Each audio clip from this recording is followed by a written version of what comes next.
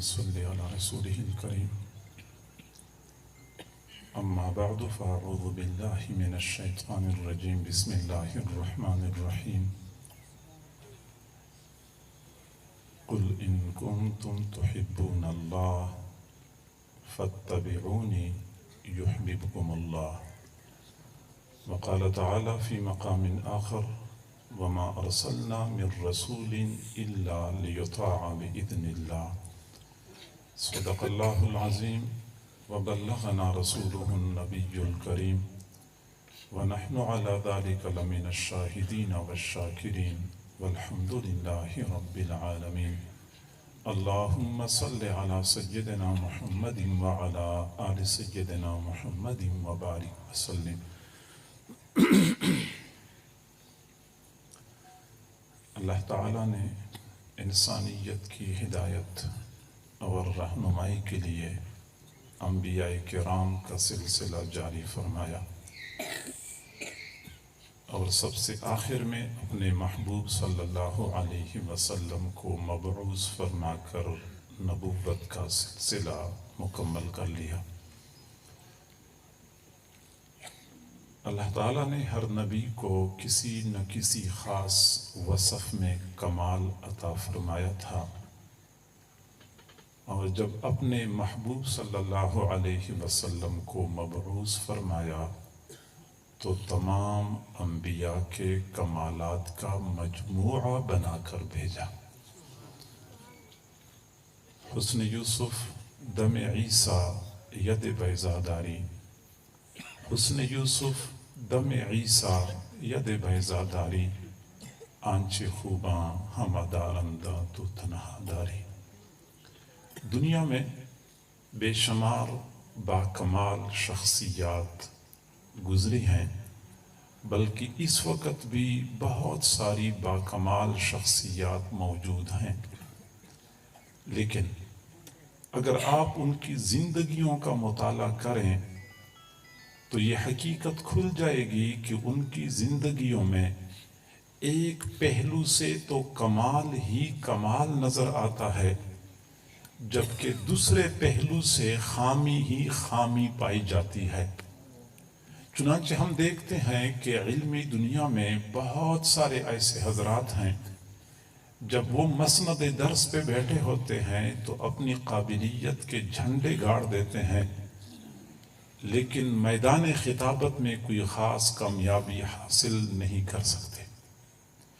کتنے ایسے مصنفین اور لکھاری موجود ہیں کہ ان کی تحریر کو پڑھ کے لوگ انگشت بدندان رہ جاتے ہیں، لیکن کتابوں پہ کتابیں لکھنے والے اگر 10 بندوں کے سامنے ان کو بٹھا دیا جائے کہ اپنے ما فی الضمیر کا اظہار اپنی گفتگو سے کر لیں تو وہ اس پر قادر نہیں ہوتے۔ کتنے ایسے فوجی جرنیل گزرے ہیں جب انہوں نے دشمنوں کے ملک کا رخ کر لیا تو شہروں کے شہر فتح کر لیے، لیکن جب وہی جرنیل ایوان اقتدار میں آئے تو ناکام حکمران ثابت ہو گئے۔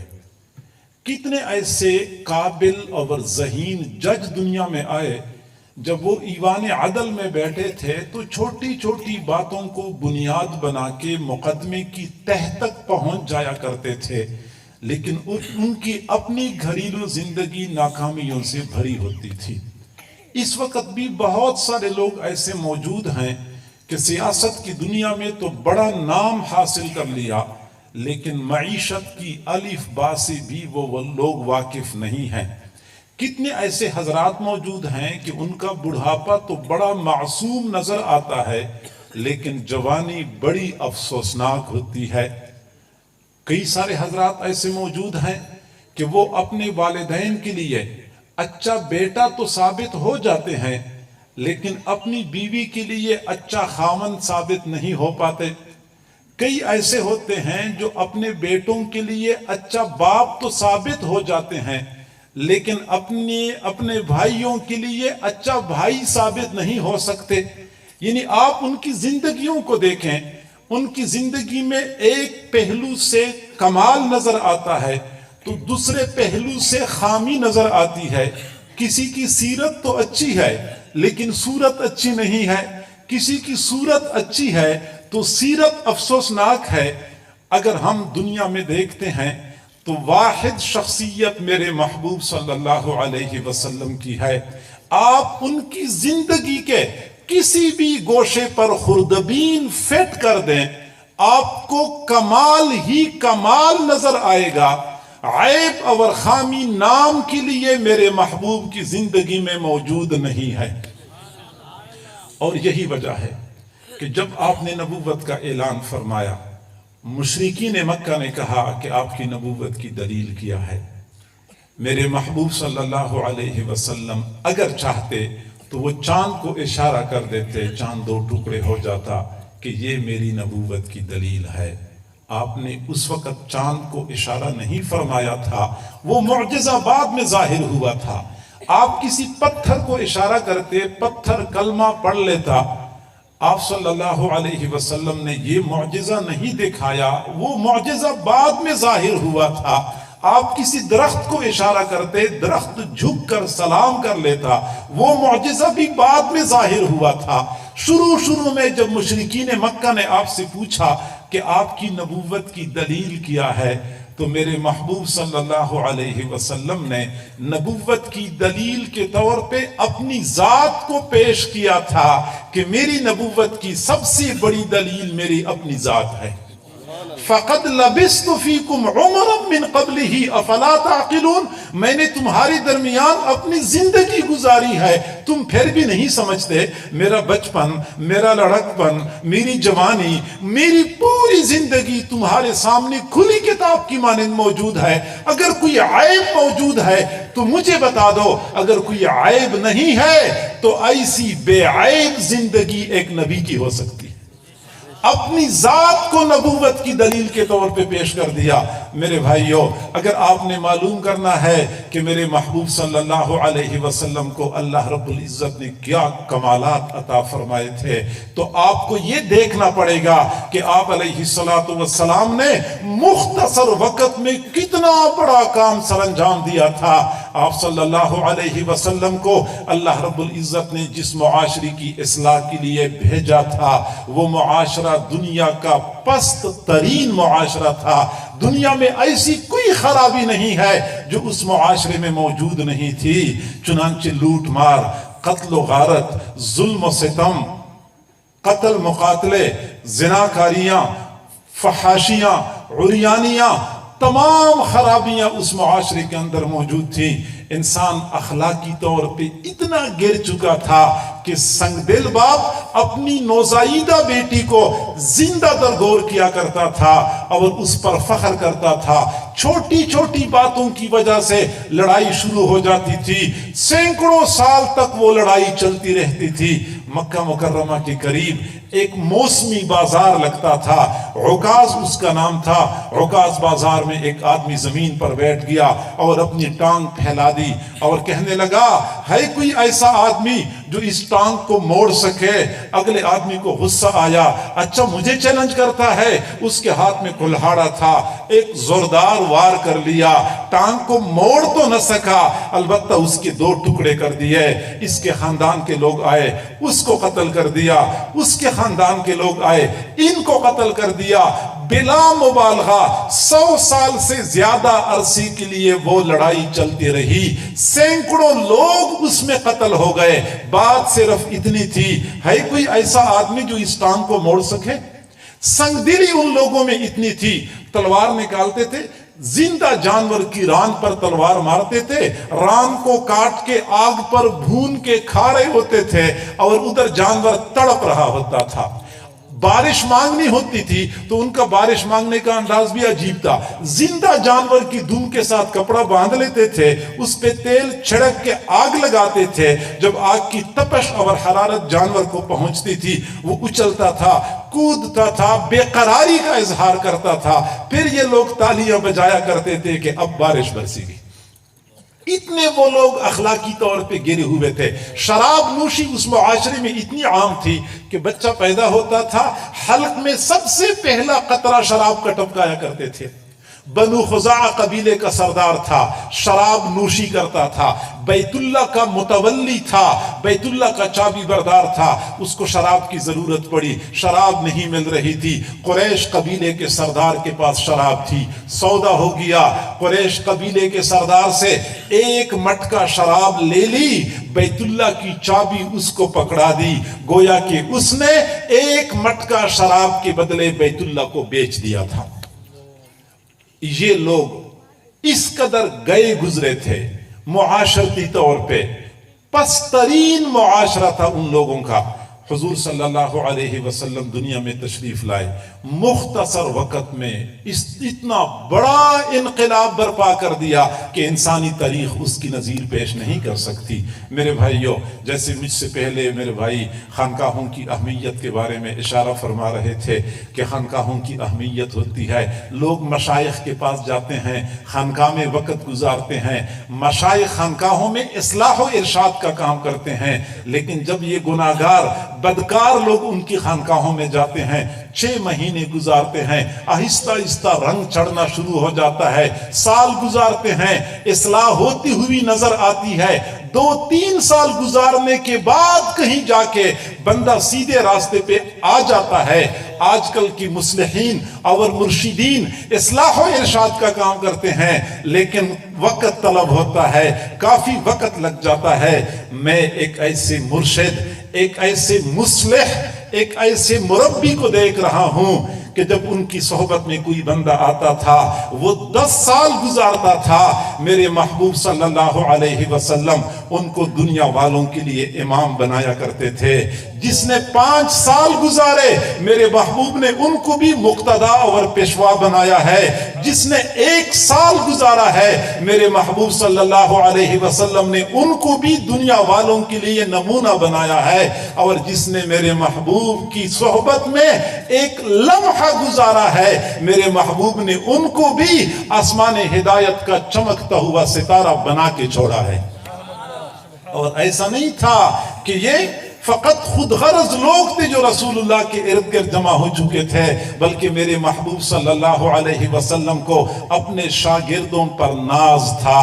فرمایا کرتے تھے اصحابی کالنجوم فبأیہم اقتدیتم اہتدیتم، میرے صحابہ ستاروں کی مانند ہیں، تم ان میں سے جس کی اقتداء کرو گے ہدایت پا جاؤ گے۔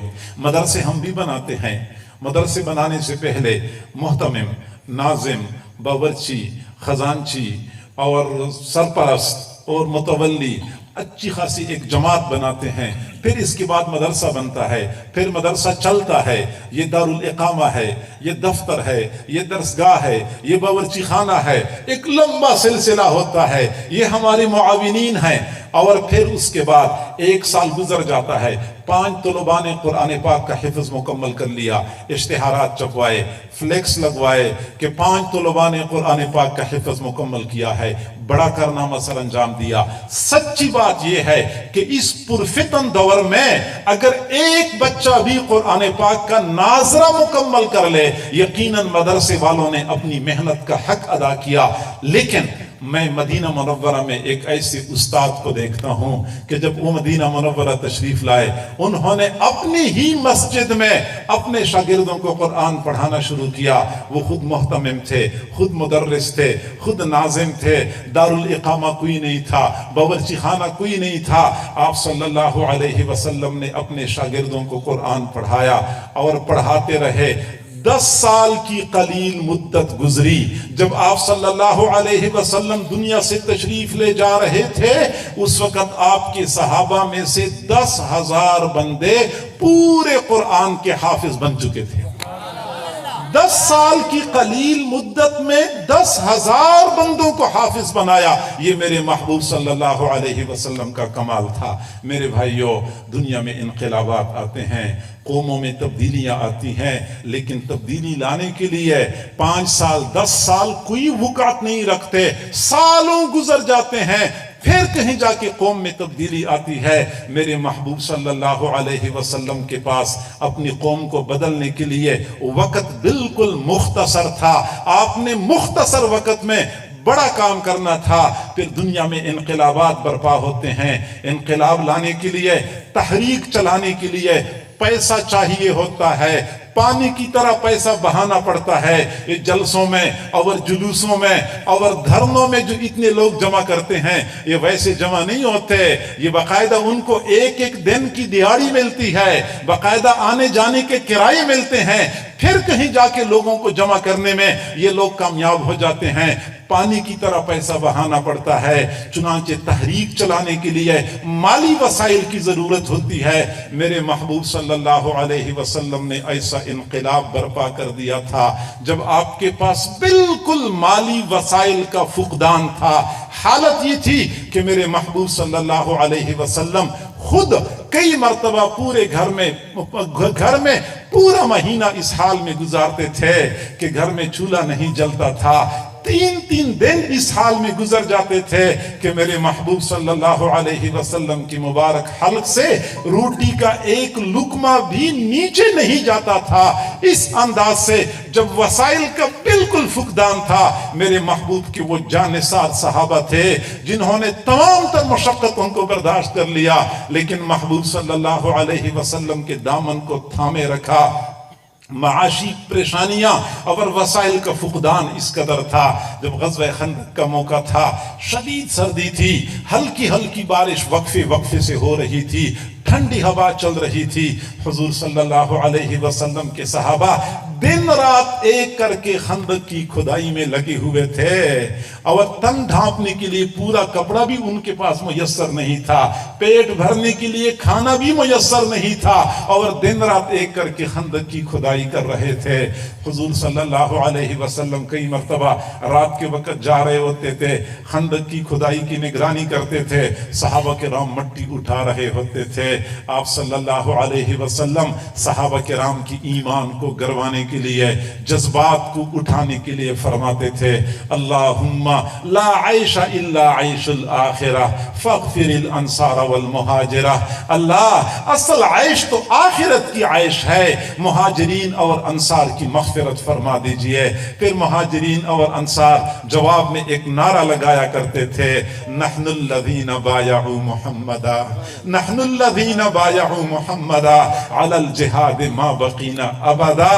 چنانچہ اس طرح ایک دوسرے کے ساتھ نعروں کے تبادلے کے ذریعے جذبات کو اٹھایا کرتے تھے اور ایمان کو گرمایا کرتے تھے۔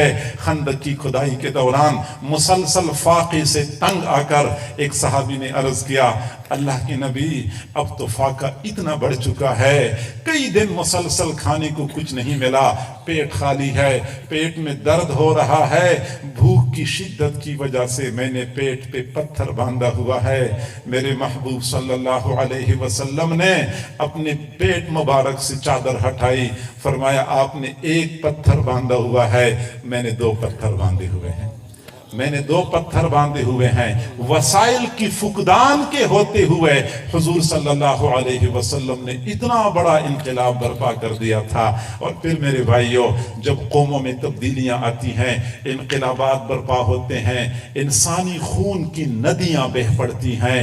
مہذب دنیا میں پہلی جنگ عظیم لڑی گئی، 64 لاکھ بندے قتل ہوئے۔ دوسری جنگ عظیم لڑی گئی، بلا مبالغہ 3.5 کروڑ بندے قتل ہوئے۔ فرانس کا انقلاب برپا ہوا، 10 لاکھ بندے قتل ہوئے۔ رشیا کا انقلاب آیا، 25 لاکھ بندے قتل ہوئے۔ ہمارا یہ پیارا ملک جو بنا ہے، اس ملک کی بنیادوں میں 10 لاکھ مسلمانوں کا خون شامل ہے۔ انقلابات برپا ہوتے ہیں، تبدیلیاں آتی ہیں، انسانی خون کی ندیاں بہہ پڑتی ہیں، بچے یتیم ہوتے ہیں، عورتوں کے سہاگ اجڑ جاتے ہیں، والدین بے سہارا ہو جاتے ہیں۔ اس حوالے سے اگر میں اپنے محبوب صلی اللہ علیہ وسلم کے اس انقلاب کو دیکھوں تو مجھے نظر آتا ہے کہ دنیا میں سب سے زیادہ پرامن انقلاب حضور صلی اللہ علیہ وسلم کا تھا۔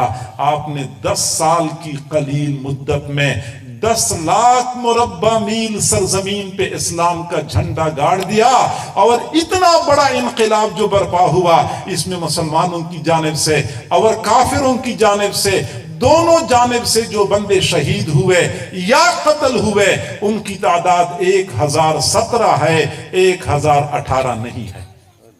पुरअमन इनकलाब मेरे महबूब ने बर्पा किया था। और मेरे भाइयों, दुनिया में हमने देखा है जितने बाकमाल हजरात आए, जब वो चले गए तो बाद वाले कहते हैं कि फला बंदे के साथ जिंदगी ने वफा न की, अगर जिंदगी वफा करती तो ये और ज्यादा कारनामे सरंजाम देता। जर्नेल तो बड़ा अच्छा था लेकिन जिंदगी ने वफा न की, अगर जिंदगी वफा करती तो ये और ज्यादा मुल्कों को फतह कर लेता। मुसन्निफ तो बड़ा अच्छा था, जिंदगी ने वफा न की, अगर जिंदगी वफा करती ये और ज्यादा किताबें लिख लेता। गोया कि दुनिया वाले ये कह रहे होते हैं कि इस बंदे ने अपना काम मुकम्मल नहीं किया है, काम अधूरा छोड़ के चला गया है।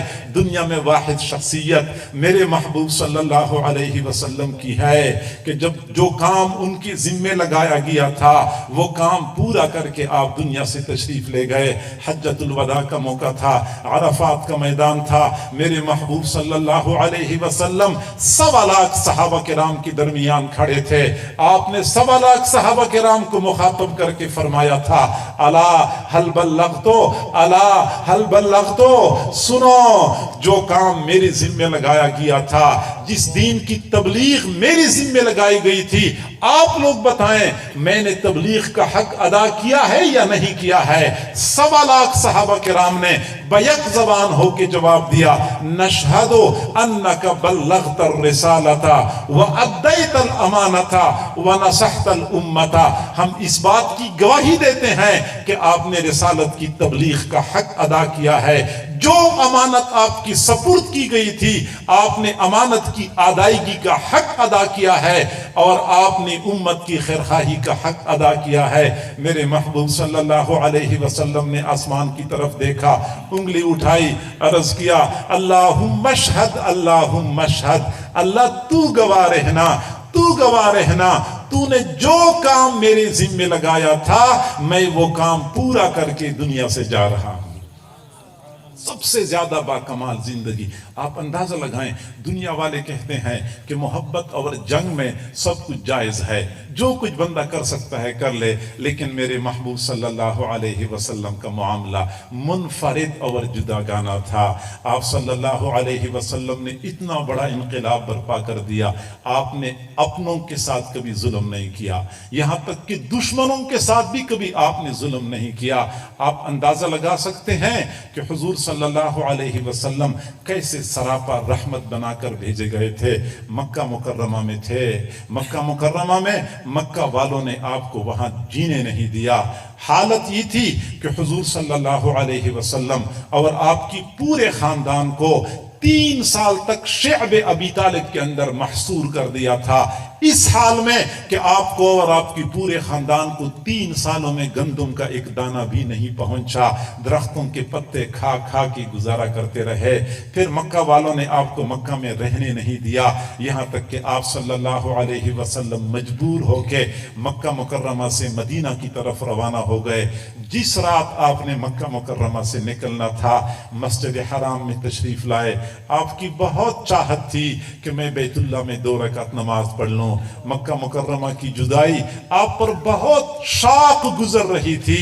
बैतुल्लाह का चाबी बरदार उस्मान बिन तलहा रज़ियल्लाहु ताला अन्हु अभी मुसलमान नहीं हो चुके थे, चाबी उनके पास थी। हुजूर सल्लल्लाहु अलैहि वसल्लम ने फरमाया, उस्मान मेरे लिए आप बैतुल्लाह का दरवाजा खोल दें, मैंने 2 रकात नमाज पढ़नी है, फिर मैंने यहां से चले जाना है। उस्मान बिन तलहा ने कहा, जाओ अपना काम करो, मैं तुम्हारे लिए बैतुल्लाह का दरवाजा नहीं खोलता। हुजूर सल्लल्लाहु अलैहि वसल्लम ने फरमाया, उस्मान याद रखना एक वो दिन आने वाला है कि जहां मैं खड़ा हूं वहां आप खड़े होंगे, जहां आप खड़े हैं वहां मैं खड़ा हूंगा, बैतुल्लाह की चाबी मेरे हाथ में होगी। उस्मान बिन तलहा तंजन मुस्कुराने लगा कि तुझे यहां मक्का में कोई रहने नहीं देता और तू बैतुल्लाह की चाबियों के ख्वाब देख रहा है। हुजूर सल्लल्लाहु अलैहि वसल्लम वैसे ही मक्का मुकर्रमा से चल पड़े और जब پہاڑی کے اوپر کھڑے ہو گئے، رات کا وقت تھا، آپ نے ایک نظر مکہ مکرمہ کی آبادی پر ڈالی، آپ کی مبارک آنکھوں میں آنسو تھے، آپ نے مکہ مکرمہ کو مخاطب کر کے فرمایا تھا، مکہ مجھے اچھی طرح پتا ہے کہ روئے زمین پر تجھ سے بہتر ٹکڑا دوسرا کوئی نہیں ہے، اگر میرے بس میں ہوتا میں تجھے کبھی نہ چھوڑتا، لیکن کیا کروں، یہ ظالم مجھے یہاں رہنے نہیں دیتے۔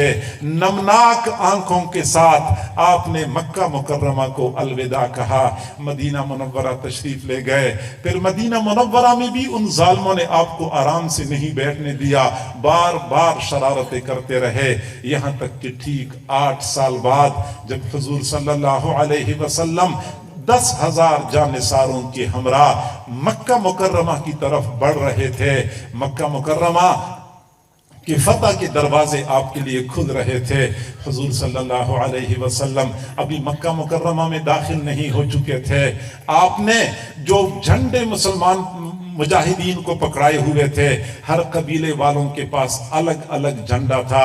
انصار کا جھنڈا حضرت سعد بن عبادہ رضی اللہ تعالی عنہ کے ہاتھ میں تھا۔ حضور صلی اللہ علیہ وسلم جو مکہ مکرمہ کے قریب جا رہے تھے، حضرت سعد بن عبادہ رضی اللہ عنہ نے جوش میں آ کے آواز لگائی، الیوم یوم الملحمہ، آج تو لڑائی کا دن ہے، الیوم تستحل الکعبہ، آج کعبہ کی حرمت کو حلال کیا جائے گا۔ حضور صلی اللہ علیہ وسلم کو کسی نے بتایا کہ سعد بن عبادہ تو اس طرح نعرے لگا رہا ہے، آپ صلی اللہ علیہ وسلم نے حضرت سعد بن عبادہ کو بلایا، فرمایا بئس ما قلتا، آپ نے بہت بری بات کی ہے، بل الیوم یوم المرحمہ، آج تو رحم کرنے کا دن ہے، الیوم یعظم فیہ الکعبہ، آج کے دن میں کعبہ کو تعظیم دی جائے گی، کعبہ کو عظمت دی جائے گی۔ چنانچہ سعد بن عبادہ سے جھنڈا لے لیا کہ آپ کے ہاتھ میں جھنڈا نہیں ہونا چاہیے، لیکن قربان جائیں میرے محبوب صلی اللہ علیہ وسلم کی دانائی پہ کہ سعد بن عبادہ مخلص صحابی تھے، جھنڈا ان کے ہاتھ میں تھا، ان کے لیے بڑا اعزاز تھا، سارے انصار کے قائد اور امیر سمجھے جاتے تھے۔ جب حضور نے ان سے جھنڈا لے لیا، پھر آپ صلی اللہ علیہ وسلم نے وہی جھنڈا سعد بن عبادہ کے بیٹے قیس بن سعد کو پکڑا دیا۔ سعد بن عبادہ کو تنبیہ بھی فرما دی، لیکن وہ اعزاز اسی گھر میں رہنے دیا، گھر سے باہر نہیں جانے دیا۔ مکہ مکرمہ کے قریب پہنچے، حضرت خالد بن ولید رضی اللہ تعالی عنہ کو فرمایا، خالد میں مکہ کے بالائی جانب سے داخل ہوتا ہوں، آپ نے مکہ کی زیریں جانب سے داخل ہونا ہے، ہم دونوں جانب سے داخل ہوں گے تاکہ مکہ والے مزاحمت نہ کر سکیں اور زیادہ قتل مقاتلے کی نوبت نہ آئے، مکے والے مرعوب ہو جائیں گے۔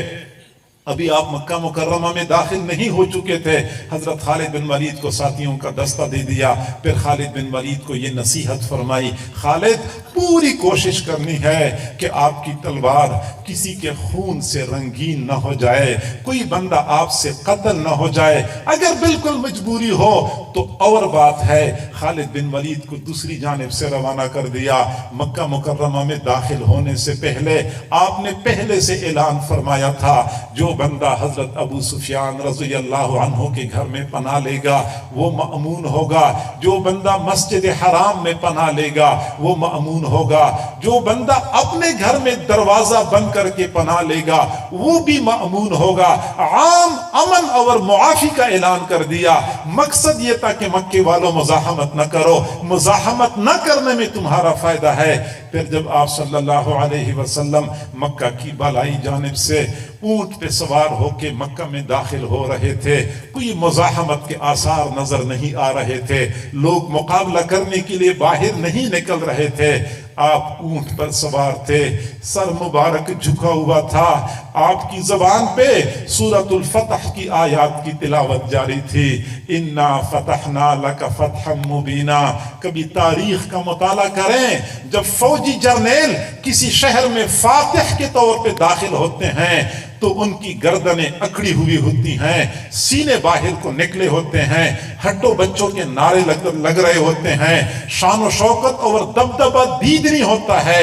پہلے سے اعلان کیا جاتا ہے جو سامنے آئے اس کو تہ تہ کر دو، کوئی سامنے آئے اس کو قتل کر دو۔ اعلانات یوں کیے جاتے ہیں۔ میرے محبوب صلی اللہ علیہ وسلم دنیا کے منفرد فاتح تھے، مکہ مکرمہ میں داخل ہو رہے تھے، سر اونٹ کے اوپر سوار تھے، سورۃ الفتح کی آیات کی تلاوت زبان پہ جاری تھی، سر مبارک اتنا جھکا ہوا تھا، اتنا جھکا ہوا تھا کہ آپ کی مبارک پیشانی اونٹ کی پالان کی لکڑی کے ساتھ لگ رہی تھی۔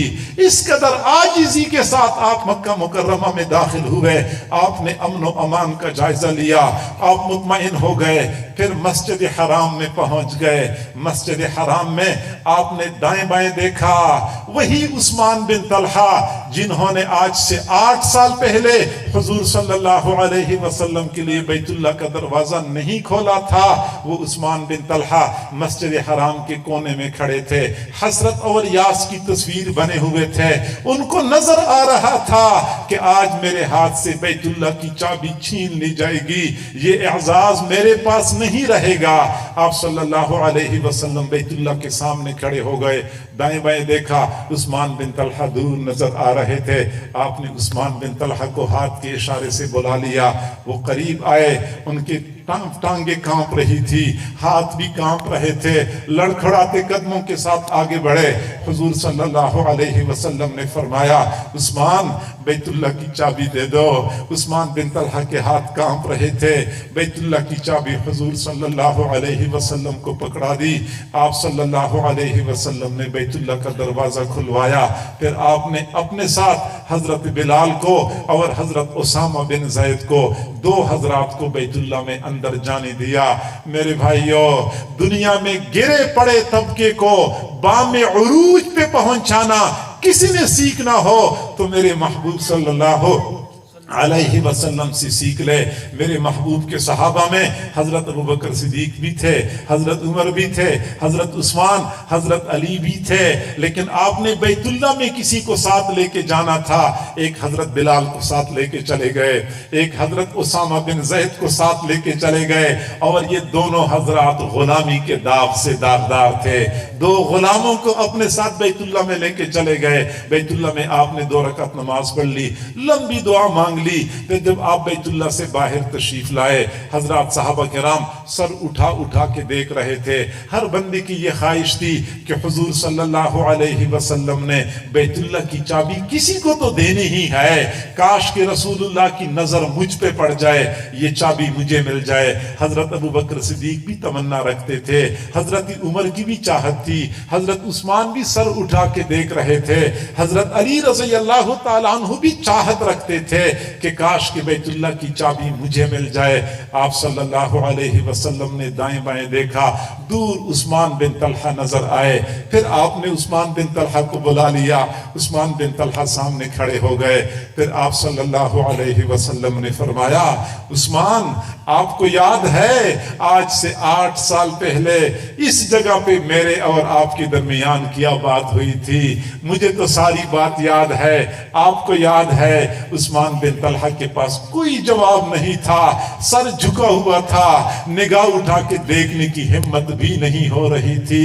پھر میرے محبوب صلی اللہ علیہ وسلم نے فرمایا، عثمان میں وہ نہیں کرتا جو آپ نے میرے ساتھ کیا تھا، میں نے چابی آپ سے لی تھی، میں آپ کو واپس کرتا ہوں، یہ آپ کے پاس رہے گی، آپ کے بعد آپ کی اولادوں کے پاس رہے گی، پھر ان کی اولادوں کے پاس رہے گی، قیامت کی صبح تک یہ چابی آپ کی نسلوں میں چلتی رہے گی۔ کوئی بندہ چھیننے کی کوشش کرے گا تو وہ اللہ اور رسول کے ہاں ظالم تصور ہوگا۔ چابی پکڑا دی۔ عثمان بن طلحہ نے عرض کیا، اللہ کے نبی چابی تو آپ نے مجھے پکڑا ہی دی ہے، مجھے اپنا دامن بھی پکڑا دیجئے، مجھے مسلمان بنا دیجئے۔ میرے محبوب صلی اللہ علیہ وسلم نے اس انداز سے لوگوں کو اپنا گرویدہ بنایا تھا۔ مشرکین مکہ آپ کے سامنے تھے، بڑے بڑے سرداران تھے۔ آپ صلی اللہ علیہ وسلم نے فرمایا، ما ترون انی فاعل بکم، تمہارا کیا گمان ہے میں تمہارے ساتھ کیا سلوک کرنے والا ہوں؟ میں تمہارے ساتھ کیا سلوک کرنے والا ہوں۔ حضور صلی اللہ علیہ وسلم کو اچھی طرح یاد تھا، آپ کا حافظہ کمزور نہیں تھا کہ آج سے 8 سال پہلے اہل مکہ نے کس قدر ظلم اور ستم کے ساتھ ہمیں یہاں سے نکلنے پہ مجبور کیا تھا۔ حضور کو یاد تھا کہ اہل مکہ نے کس قدر حضرت بلال پر مظالم ڈھائے تھے، کیسے گرم تپتی ہوئی ریت پہ لٹایا کرتے تھے، کس بے دردی کے ساتھ ان ظالموں نے حضرت سمیہ کو شہید کیا تھا، حضرت عمار اور یاسر کو ظلم و ستم کا نشانہ بنایا تھا۔ حضور صلی اللہ علیہ وسلم کو ایک ایک ظلم یاد تھا۔ آپ چاہتے تو چن چن کے بدلہ لے سکتے تھے، نہیں، آپ نے بدلہ لینے کا ارادہ نہیں کیا۔ مشرکین سے پوچھا ما ترون انی فاعل بکم، تمہارا کیا گمان ہے میں تمہارے ساتھ کیا سلوک کرنے والا ہوں؟ سب نے کہا خیرن، ہم آپ سے خیر کی امید رکھتے ہیں، اخ کریم وابن اخ کریم، آپ اچھے بھائی ہیں، اچھے بھائی کے بیٹے ہیں، آپ ہمارے ساتھ اچھا سلوک کریں گے۔ حضور صلی اللہ علیہ وسلم نے فرمایا کہ میں آپ لوگوں کے درمیان وہی اعلان کرتا ہوں جو حضرت یوسف علیہ السلام نے اپنے بھائیوں کے درمیان کیا تھا، لا تثریب علیکم اليوم اذهبوا انتم الطلقاء، آج تم پر کوئی حرج نہیں ہے، تم جاؤ، سب کے سب آزاد ہو۔ عام لوگوں کے لیے معافی کا اعلان کر دیا۔ دوسری جانب حضور صلی اللہ علیہ وسلم نے حضرت خالد بن ولید کو دیکھ لیا، اپنے ساتھیوں کے ہمراہ آ رہے تھے، دور سے میرے محبوب نے دیکھا حضرت خالد بن ولید کی تلوار سرخ نظر آ رہی تھی۔ میرے محبوب نے فرمایا اما خالد فقد قتل احدا، لگتا یہ ہے کہ خالد نے کسی کو قتل کیا ہے۔ خالد کی تلوار ننگی نظر آ رہی ہے۔ خالد بن ولید قریب آئے، میرے محبوب صلی اللہ علیہ وسلم نے فرمایا خالد کیا ہو گیا؟ آپ کی تلوار خون سے رنگین نظر آ رہی ہے۔ خالد بن ولید نے عرض کیا اللہ کے نبی، میں نے تو پوری کوشش کی کہ میں کسی کو قتل نہ کروں، لیکن کیا کرتا، میرے سامنے 7-8 سر پھیرے نوجوان کھڑے ہو گئے، میں نے ان کو بہت منت سماجت سے ہٹانے کی کوشش کی کہ میں تمہیں کچھ نہیں کہتا، تم مجھے آگے بڑھنے کا راستہ دے دو، لیکن مجھے وہ راستہ نہیں دے رہے تھے، مجھے مجبوراً تلوار چلانی پڑ گئی، 7 یا 8 بندے قتل ہو گئے۔ حضور صلی اللہ علیہ وسلم کی مبارک آنکھوں سے موٹے موٹے آنسو گرنا شروع ہو گئے۔ پھر فرمایا اللہ کو جو منظور ہوتا ہے وہی ہو کے رہتا ہے۔ اتنا بڑا شہر فتح ہوا، 7 یا 8 بندے قتل ہو گئے، میرے محبوب کی مبارک آنکھوں سے موٹے موٹے آنسو گرنے لگے۔ تو سب سے زیادہ پرامن انقلاب میرے محبوب صلی اللہ علیہ وسلم کا ہے۔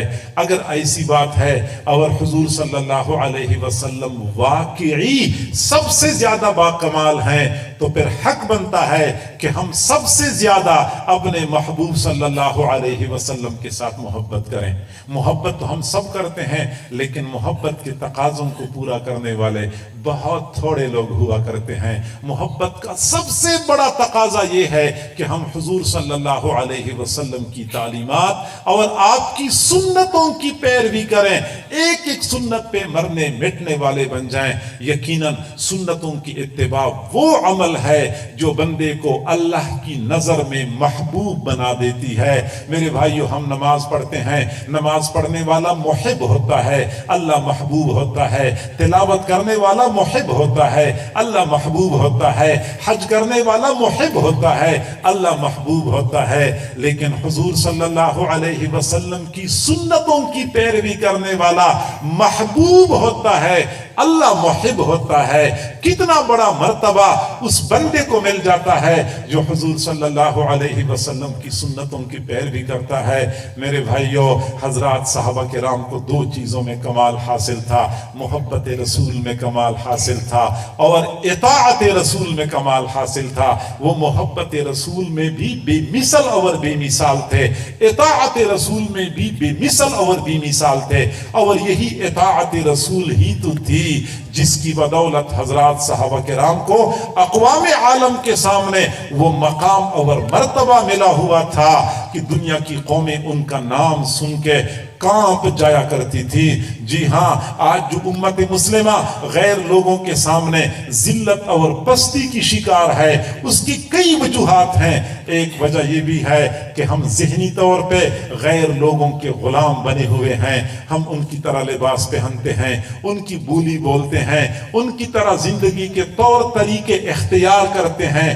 اس کے نتیجے میں ہم احساسی کمتری کا شکار ہو چکے ہیں۔ ہم ان لوگوں کی آنکھوں میں آنکھیں ڈال کے بات نہیں کر سکتے، جبکہ حضرات صحابہ کرام کا یہ کمال تھا کہ سنت کی اتباع کی وجہ سے وہ اقوام عالم کے سامنے بالکل کھڑے ہوتے تھے اور کسی سے مرعوب نہیں ہوا کرتے تھے۔ حضرت عمر رضی اللہ تعالی عنہ کے زمانے میں جب مسلمانوں کی فوج ایران کے سرحدات پہ پہنچ گئی، حضرت سعد بن ابی وقاص رضی اللہ تعالی عنہ مسلمانوں کے لشکر کے سپہ سالار تھے۔ جب ایران کے سرحدات پہ یہ حضرات پہنچ گئے، کسرا کو پتا چلا، کسرا نے فوراً پیغام بھیجا کہ حملہ نہ کرو، ابھی مذاکرات کرتے ہیں۔ جی ہاں، کفر کا یہ مزاج ہے کہ جب مسلمان پڑا رہے تو کفر اوپر سے مارتا رہتا ہے، اور جب مسلمان کھڑا ہو جاتا ہے تو کفر کہتا ہے مذاکرات کرتے ہیں۔ چنانچہ حضرت سعد بن ابی وقاص کو جب پیغام ملا کہ ہم مذاکرات کرنے کے لیے تیار ہیں، تو حضرت سعد بن ابی وقاص رضی اللہ تعالیٰ عنہ نے اپنے ساتھیوں میں سے 2 ساتھیوں کو نمائندہ بنا کر بھیجا۔ ایک حضرت ربعی بن عامر رضی اللہ تعالی عنہ، دوسرے حضرت حذیفہ بن الیمان رضی اللہ تعالی عنہ۔ یہ دونوں حضرات پھٹا پرانا لباس پہنے ہوئے، زنگ آلود تلواریں ہاتھ میں لیے ہوئے، گھوڑوں کی ننگی پشت پہ سوار ہو گئے اور کسرا کے محل کی طرف گھوڑے دوڑانے شروع کر دیے۔ چنانچہ گھوڑے دوڑاتے دوڑاتے کسرا کے محل کے قریب پہنچے۔ کسرا نے نفسیاتی طور پہ مرعوب کرنے کے لیے ایک چال چلی ہوئی تھی۔ اپنے محل سے باہر دور، میلوں دور قالین بچھوائے ہوئے تھے، دائیں بائیں قناتیں لگائی ہوئی تھیں، اور قالینوں کے اوپر جا بجا پلیٹیں رکھی ہوئی تھیں۔ وہ پلیٹیں ہیرے اور جواہرات سے بھری ہوئی تھیں۔ اصل میں کسرا ان کو خاموش پیغام دے رہا تھا کہ ہماری معیشت بڑی مضبوط ہے، ہماری اکانومی بڑی مضبوط ہے، ہمارے ساتھ لڑنے کی حماقت نہ کرو۔ ان دونوں حضرات نے گھوڑے دوڑانے شروع کر دیے۔ جب قالینوں کے پاس پہنچے، قالینوں کے اوپر گھوڑے چلاتے رہے، انداز تھوڑا سا بدل دیا، نیزے ہاتھ میں لیے اور جا بجا قالینوں کے اوپر ٹوکتے گئے۔ جہاں پہ پلیٹ نظر آتی تھی، نیزے کی نوک کے ساتھ پلیٹ کو مارتے تھے، ہیرے جواہرات ایسے بکھر جاتے تھے۔ یہ ان کی جانب سے خاموش پیغام تھا کہ تمہاری اکانومی کی ہمارے ہاں کوئی وقت نہیں ہے، تمہاری معیشت کی ہمارے ہاں کوئی حیثیت نہیں ہے۔ اسی انداز میں گھوڑے چلاتے چلاتے کسرا کے محل کے دروازے پہ پہنچے۔ دربان نے روک لیا، کہاں جانے کا ارادہ ہے؟ فرمایا کسرا سے مذاکرات کرنے کے لیے آئے ہیں۔ دربان نے کہا اس لباس میں مذاکرات کرنے کے لیے آئے ہو؟ یہ تو کسرا کے دربار کے آداب کے خلاف ہے۔ میں تمہارے لیے شاہی لباس لے کے آتا ہوں، وہ پہن کے کسرا سے مذاکرات کے لیے اندر چلے جاؤ۔ ان حضرات نے فرمایا ہم نے جو لباس پہنا ہوا ہے یہ ہمارے محبوب صلی اللہ علیہ وسلم کی سنت کے مطابق ہے۔ کسرا نے اگر ہمارے ساتھ مذاکرات کرنے ہیں تو اسی لباس میں مذاکرات کر لے، اگر نہیں کرنے تو ہم آئے تو نہیں ہیں، ہمیں تو بلایا گیا ہے۔ ہم مذاکرات ہونے پر بھی خوش ہیں، مذاکرات نہ ہونے پر بھی خوش ہیں۔ چنانچہ دربان نے جب یہ جواب سنا تو اندر پیغام بھیجا کہ یہ لوگ تو شاہی لباس پہننے کے لیے تیار نہیں ہیں۔ اندر سے جواب آیا کہ ان کو آنے دو، جیسے یہ آتے ہیں آ جائیں، کسی طریقے سے مذاکرات ہو جائیں۔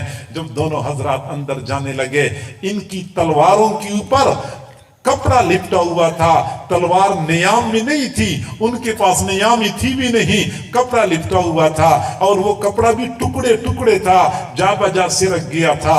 حضرت ربعی بن عامر رضی اللہ تعالی عنہ نے سوچا کہ میں یہ کپڑا ہٹا لوں اور دوبارہ اچھی طرح لپیٹ لوں، جب انہوں نے کپڑا ہٹا لیا وہ تلوار دور سے نظر آئی کہ یہ تو بالکل زنگ آلود تلوار ہے۔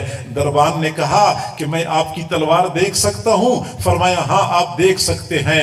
جب دربان نے زنگ آلود تلوار کی کند دھار پر اپنا انگوٹھا پھیر لیا تو تنزن مسکرانے لگا اور کہنے لگا واہ جی واہ، تم ان تلواروں سے ایران کو فتح کرنے آئے ہو، تمہیں پتہ ہی نہیں ہے کہ ایرانی فوج کس قدر جدید اسلحے سے لیس ہے۔ حضرت ربعی بن عامر رضی اللہ تعالیٰ عنہ نے جواب دیا، جواب یاد رکھنے کے قابل ہے۔ فرمایا کہ تو نے زنگ آلود تلوار کی کند دھار کو تو دیکھ لیا ہے، تلوار چلانے والے بازو کی طاقت کو نہیں دیکھا ہے۔ اگر تیرے پاس کوئی موٹی تہ والی ڈھال ہے وہ ڈھال میرے سامنے کر دو، میں بتاتا ہوں کہ تلوار کیا اثر کرتی ہے، کیا کام کرتی ہے۔ اس نے موٹی تہ والی لوہے کی ڈھال آگے کر دی۔ حضرت ربعی بن عامر نے اللہ اکبر کہہ کے ایک وار کر دیا، ڈھال کے دو ٹکڑے کر دیے۔ وہ دربان بڑا مرعوب ہو گیا، پتہ نہیں یہ کیسے لوگ ہیں، اندر بھیج دیا۔ کسرا کے دربار میں جوتے پہن کے داخل ہونا جرم سمجھا جاتا تھا اور لوگوں کو سزائیں ملتی تھی کہ جوتیوں سمیت کیوں داخل ہو چکا ہے، جبکہ یہ دونوں حضرات کسرا کے دربار میں گھوڑوں پہ سوار ہو کے اندر داخل ہو گئے۔ قالینوں کے اوپر گھوڑے چلاتے چلاتے برآمدے کے پاس پہنچ گئے، گھوڑوں سے چھلانگیں لگائیں، نیزے کی نوک کے ساتھ قالین کے کنارے میں سوراخ کر دیا، اس کے ساتھ گھوڑے باندھ لیے اور بڑے باوقار طریقے سے برآمدے میں داخل ہو گئے۔ کمرے میں ان کے لیے دسترخوان بچھایا گیا تھا، کھانا کھانا شروع کر دیا۔ جب کھانا کھانے لگے، کھانے کے دوران حضرت حذیفہ رضی اللہ تعالیٰ عنہ کے ہاتھ سے لقمہ گر گیا۔ سنت طریقہ یہ ہے گرا ہوا لقمہ اٹھا لیا جائے، صاف کر کے کھا لیا جائے۔ چنانچہ حضرت حذیفہ رضی اللہ تعالیٰ عنہ نے لقمہ اٹھانے کے لیے ہاتھ بڑھایا، ساتھ والے بندے نے کوہنی سے اشارہ کر دیا، کیا کرتے ہو؟ گرا ہوا لقمہ اٹھاتے ہو؟ یہ تو کسرا کے دربار کے خلاف، آداب کے خلاف ہے، کھانا تھوڑا تو نہیں ہے۔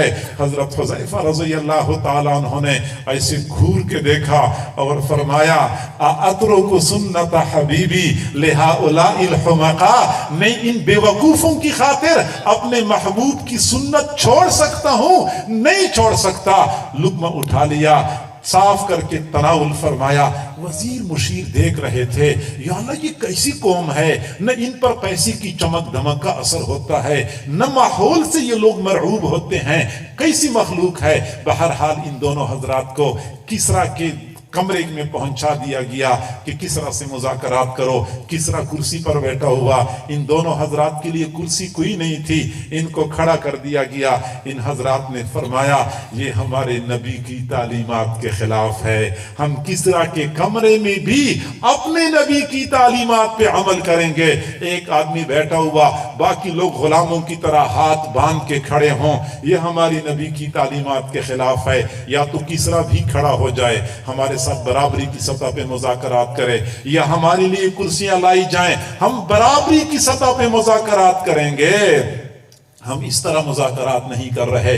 کسرا کے سامنے جب اس قدر جرأت اور بے باکی کا مظاہرہ کر دیا، کسرا تو پہلے سے غصے سے بھرا ہوا تھا، اچانک پھٹ پڑا اور کہنے لگا نکل جاؤ یہاں سے، میں تمہارے ساتھ مذاکرات نہیں کرتا۔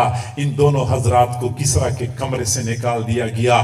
پھر کسرا نے اگلا آرڈر جاری کر دیا کہ ان کے سروں پر مٹی کے ٹوکرے رکھ کے دربار سے نکال دو۔ اس زمانے میں کسی کو ذلیل کر کے نکالنا ہوتا تھا تو سر پہ مٹی کا ٹوکرا رکھ دیا جاتا تھا۔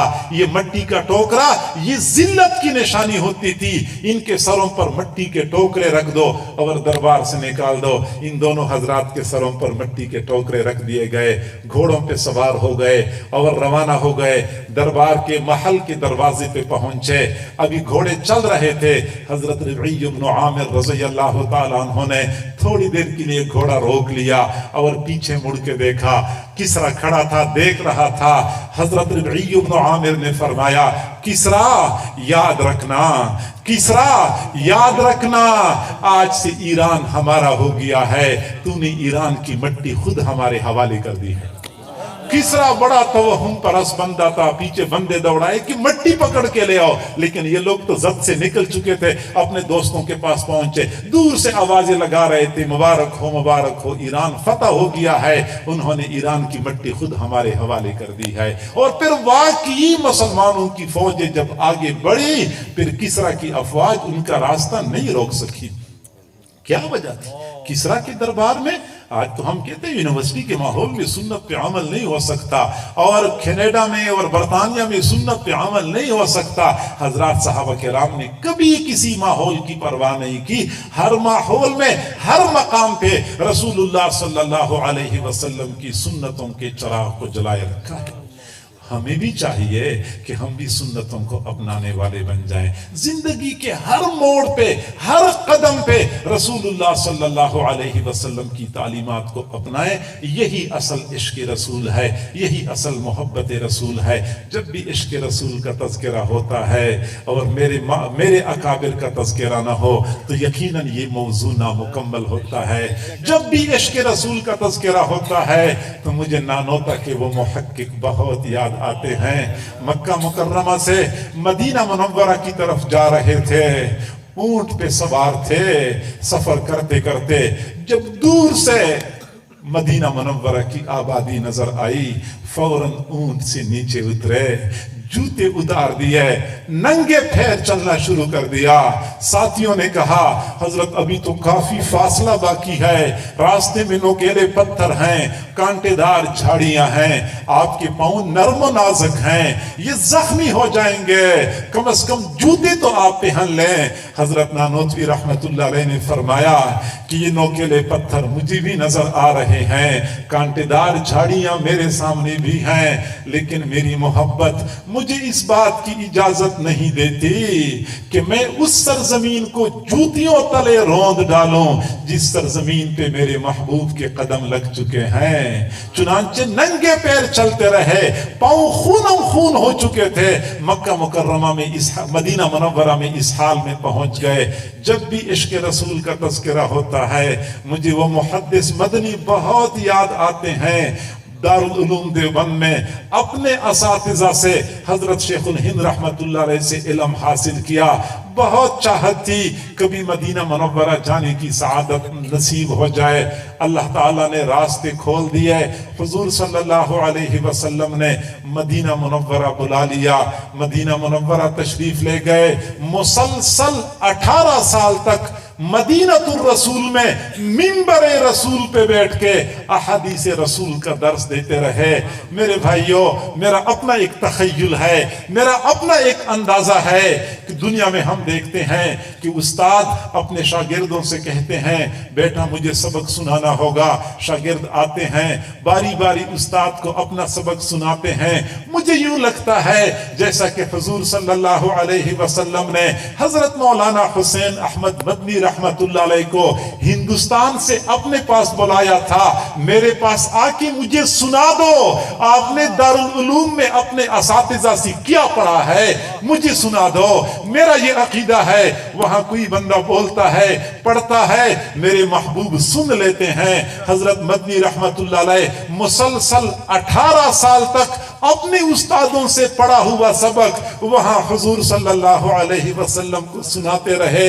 हम हदीस पढ़ते हैं, अन अबी हुरैरा रज़ियल्लाहु ताला अन्हु क़ाल क़ाल रसूलुल्लाह सल्लल्लाहु अलैहि वसल्लम। हजरत मदनी रहमतुल्लाह अलैह जब हदीस पढ़ते थे फरमाया करते थे, अन अबी हुरैरा रज़ियल्लाहु ताला अन्हु क़ाल क़ाल साहिबु हाज़ल क़ब्र सल्लल्लाहु अलैहि वसल्लम। निगाह मुबारक रोज़ा रसूल पे लगी होती थी और इस अंदाज से वो हदीस पढ़ाया करते थे। वापस दारुल उलूम देवबंद तशरीफ लाए। दारुल उलूम देवबंद के बिल्कुल सहन में कीकर का दरख्त लगवाया। शागिर्दों ने कहा उस्ताद जी मदरसे के सहन में सायादार दरख्त लगवाए जाते हैं, फलदार दरख्त लगवाए जाते हैं, कीकर के दरख्त से तो कांटों के सिवा कुछ भी नहीं मिलता, आप कीकर का दरख्त क्यों लगवा रहे हैं? हजरत मदनी रहमतुल्लाह अलैह ने फरमाया, हाँ बेटा, आप लोगों को तो कीकर के दरख्त से कांटों के सिवा कुछ भी नहीं मिलता, जबकि मुझे तो कीकर के दरख्त से बहुत कुछ मिल जाता है। मैंने जिस दिन से पढ़ा है कि हुजूर सल्लल्लाहु अलैहि वसल्लम ने जिस दरख्त के नीचे हुदैबिया के मकाम पे बैत सहाबा किराम से बैत ली थी वो कीकर का दरख्त था। उस दिन से मेरे दिल में कीकर की मोहब्बत पैदा हो चुकी है। मैं कीकर के दरख्त को देखता रहूंगा, अपने महबूब की याद को ताज़ा करता रहूंगा। जब भी इश्क रसूल का तज़किरा होता है मुझे गंगोहा के वो फकीर बहुत याद आते हैं। 80 साल उनकी उम्र थी, बीनाई मुकम्मल खत्म हो चुकी थी, लेकिन इसके बावजूद रात को सोने से पहले सुरमे की 3 सिलाइयां इस दाएं आंख में डाला करते थे, 3 सिलाइयां बाएं आंख में डाला करते थे।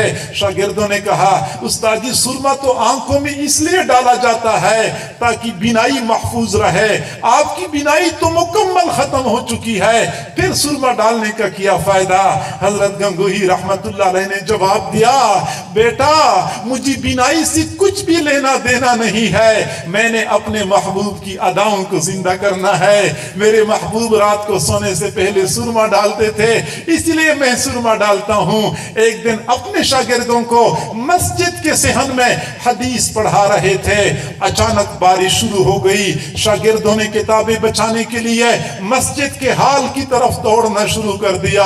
हजरत गंगोही रहमतुल्लाह अलैह ने देखा शागिर्दों की जूतियां बारिश की वजह से गीली हो रही हैं, सीधे गए दरवाजे के पास, अपना रुमाल बिछाया, शागिर्दों की जूतियां रुमाल में डाल दी, गठड़ी बना के सर पे रख के मस्जिद के हाल की तरफ लाने लगे।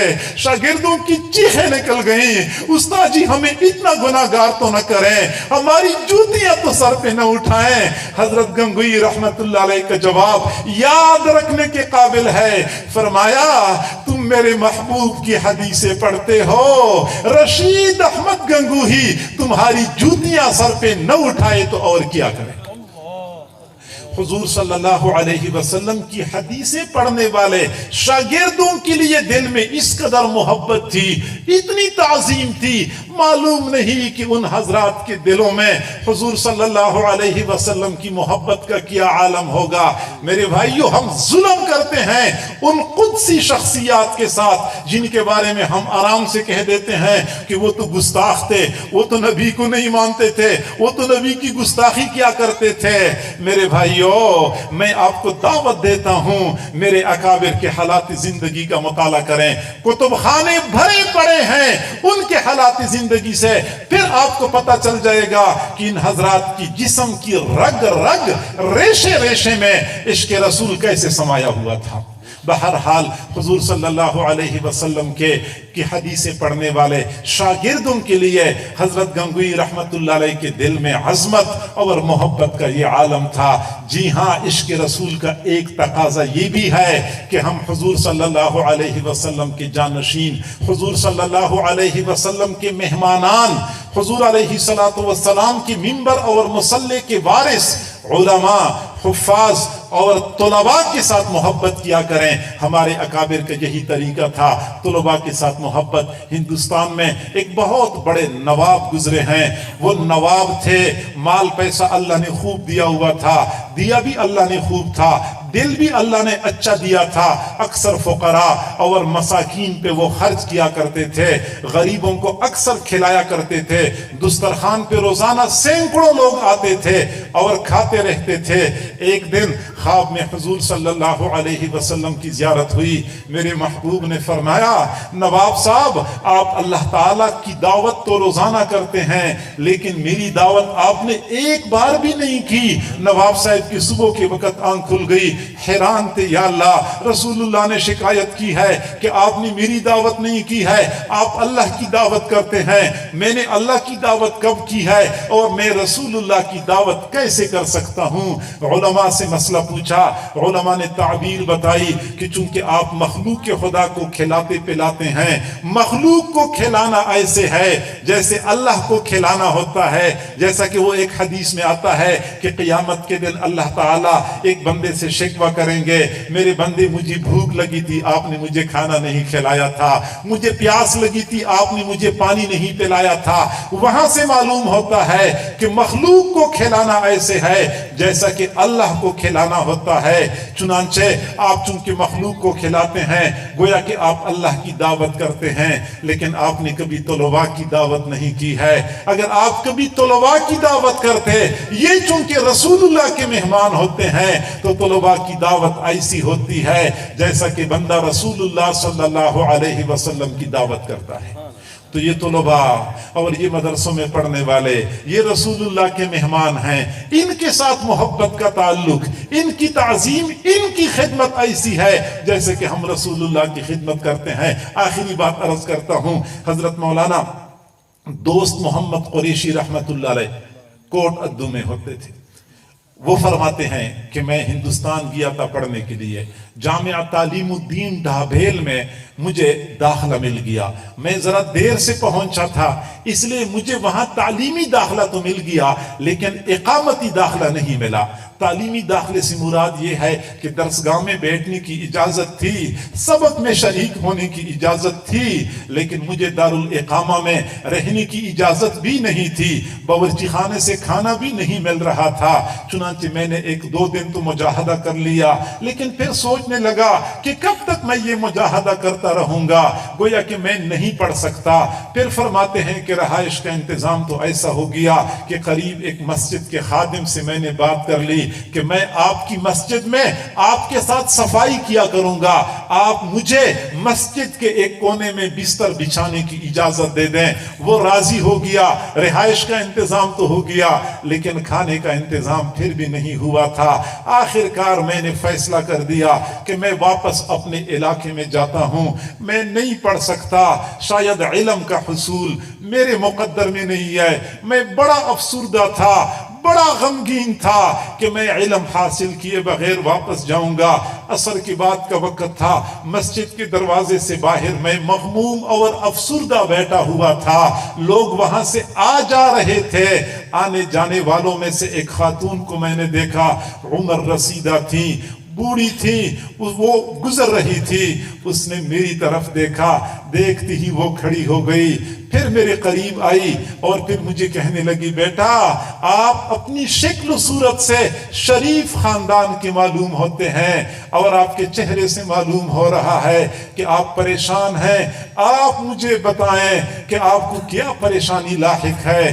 میں نے کہا بوڑھی اماں جائیں اپنا کام کریں، آپ کے اپنے مسائل ہوں گے، میری اپنی پریشانیاں ہیں۔ بوڑھی اماں نے بہت لجاجت سے مجھے کہا، نہیں بیٹا آپ نے مجھے بتانا ہوگا، ممکن ہے کہ میں آپ کی مشکل حل کرنے میں آپ کی مدد کر سکوں۔ فرماتے ہیں میں نے آخرکار بوڑھی اماں کو بتا دیا کہ پڑھنے کے لیے آیا ہوں، کھانے کا انتظام نہیں ہو رہا، اب تو میں نے ارادہ کر لیا کہ واپس چلا جاؤں۔ مجھے اس بات پہ افسوس ہو رہا ہے کہ علم حاصل کیے بغیر واپس جا رہا ہوں۔ فرماتے ہیں بوڑھی اماں نے بہت منت سماجت کرتے ہوئے مجھے کہا کہ نہیں بیٹا آپ نے واپس نہیں جانا، آپ نے یہاں پہ پڑھنا ہے۔ میں بیوہ عورت ہوں، میری اولاد بھی نہیں ہے، قریب ایک مکان میں میں صبح کے وقت گھر والوں کی خدمت کرتا ہوں، صفائی کرتا ہوں، وہاں گھر سے مجھے 2 چھوٹی چھوٹی چپاتیاں مل جاتی ہیں، ایک چپاتی میں کھاؤں گی، ایک چپاتی آپ کو دیا کروں گی۔ شام کے وقت مجھے پھر کام کے بدلے 2 چپاتیاں مل جاتی ہیں، ایک میں کھاؤں گی، ایک آپ کو پیش کیا کروں گی، آپ اس سے گزارا کر لیا کریں۔ وہ فرماتے ہیں کہ اس خاتون نے ایسی پیشکش کر لی کہ میں مان گیا۔ چنانچہ جب مدرسے میں طلباء کے کھانے کی چھٹی ہو جاتی تھی، طلباء باورچی خانے کی طرف چل پڑتے تھے، میں مدرسے کے دروازے پہ پہنچ جاتا تھا، میں دیکھتا تھا بوڑھی اماں وہاں کھڑی ہو کے میرا انتظار کر رہی ہوتی تھی، دوپٹے کے کنارے کے ساتھ روٹی باندھی ہوتی تھی، وہ روٹی کھول کے مجھے پکڑا دیا کرتی تھی، میں روٹی لیتا تھا، یہاں ٹوٹیوں کے پاس بیٹھ کے روٹی کھا لیتا تھا، پانی پی لیتا تھا، پھر میں پڑھنا شروع کر دیتا تھا۔ پھر فرماتے ہیں کہ پورا سال اس طرح گزر گیا۔ اس بوڑھی اماں نے ایسی ڈیوٹی سر انجام دی کہ ایک دن بھی ایسا نہیں ہوا کہ میں نے دروازے پہ کھڑے ہو کہ ان کا انتظار کیا ہو، بلکہ ہمیشہ وہ میرا انتظار کرتی تھی۔ پورا سال اس طرح گزر گیا، اگلے سال مجھے مکمل داخلہ مل گیا، باورچی خانے سے کھانا ملنا شروع ہو گیا، دارالاقامہ میں مجھے رہائش بھی مل گئی، میں نے اپنی تعلیم مکمل کر لی، پھر میں اپنے علاقے میں آ گیا، میں نے دین کا کام شروع کر دیا۔ کافی سال گزرنے کے بعد میں حج کے لیے گیا ہوا تھا۔ حج میں مکہ مکرمہ میں قیام کے دنوں میں نے ایک عجیب خواب دیکھا۔ میں ایک جگہ بیٹھا ہوا تھا، دور مجھے ایک تخت نظر آیا، چمکتا دمکتا تخت تھا۔ میں نے سوچا کہ یہ تخت کس کا ہے؟ میں قریب گیا، میں نے دیکھا تخت کے اوپر مخملی قالین بچے ہوئے تھے، ہیرے جواہرات جڑے ہوئے تھے، عالی شان تخت۔ جب میں اور قریب گیا تو میں نے دیکھا وہی بوڑھی اماں تخت پر بیٹھی ہوئی تھی، زیورات پہنے ہوئے، زرق برق لباس پہنے ہوئے۔ جب میں نے دور سے کھڑے ہو کے بوڑھی اماں کو سلام کیا، بوڑھی اماں نے مجھے سلام کا جواب دیا۔ میں نے کہا اماں آپ کو یہ مقام اور مرتبہ کیسے مل گیا؟ بوڑھی اماں نے مجھے مسکراتے ہوئے جواب دیا، بیٹا آپ کو جو ایک روٹی میں پیش کیا کرتی تھی اسی کی وجہ سے اللہ نے مجھے یہ مقام عطا فرمایا ہے۔ میں فوت ہو گئی، فرشتوں نے اللہ کے سامنے پیش کر دیا، اللہ اس بڑھیا کا حساب لینا ہے۔ اللہ نے فرمایا یہ وہی بڑھیا نہیں ہے جس نے میرے ایک مہمان کا اکرام کیا تھا، کھانا کھلایا کرتی تھی۔ فرشتوں نے کہا بالکل وہی بڑھیا ہے۔ تو اللہ رب العزت نے فرمایا اس نے میرے مہمان کا اکرام کیا تھا، آج اس کا حساب لیتے ہوئے مجھے شرم آتی ہے، اس کو بغیر حساب کتاب کے اعلیٰ مرتبے پہ فائز کر دو۔ طلباء کی خدمت، یہ طلباء یہ مہمانان رسول ہیں، یہ علماء یہ وارثان رسول ہیں۔ رسول اللہ کی محبت کا تقاضا یہ ہے کہ ہم علماء کے ساتھ، طلباء کے ساتھ، اہل مدارس کے ساتھ محبت کیا کریں۔ یقیناً ان کی محبت کی وجہ سے قیامت کے دن ہم رسول اللہ کے سامنے سرخرو ہوں گے۔ اللہ تعالی ہم سب کو سمجھنے اور عمل کرنے کی توفیق عطا فرمائے۔ وآخر دعوانا ان الحمد للہ رب العالمین۔ حضرات بیعت ہونا چاہتے ہیں۔